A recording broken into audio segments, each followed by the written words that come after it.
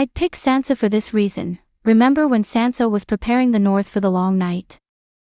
As you can see, she understood the importance of the logistics and economics, which is necessary for the welfare of the people in peacetime or even in wartime.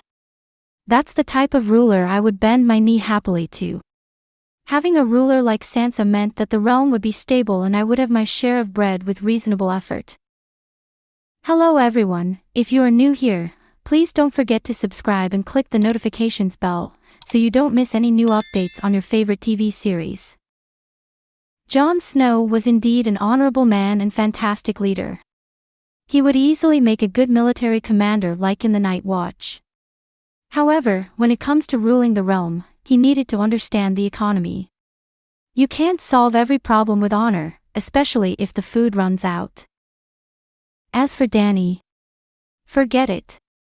She could have made a wonderful queen in Essos, ruling over the Dragon Bay, because you shouldn't call it Slaver Bay. Since she already brought freedom to the people in that area, she might as well implement a system that would allow the people to prosper and advance. With the support of Tyrion Lannister as a hand and Grey Worm as a commander, she should have been able to do a decent job at it. But then she moved to Westeros, leaving Dragon Bay to the Second Sons and torching a surrendering city in Westeros. Sansa is the only one capable, in my opinion. Dany is definitely out. A deluded leader is always dangerous and not worth the risk. Jon has good leadership qualities as Lord Commander maybe, where he's in charge of an emergency-type situation and has to make quick decisions for the welfare of his people. But I don't see him as suited for politics because he doesn't understand how feuds between noble houses work, and doesn't know how mind games work between political players. He's constantly made bad decisions as King of the North, so I think his ending was fitting. He had to face the consequences of being too trustworthy and facilitating the destruction of King's Landing and putting the North in danger. While surrendering to Dany may be wise if you look at it in a very idealistic way, humanity is first before power and power is irrelevant if humanity is gone.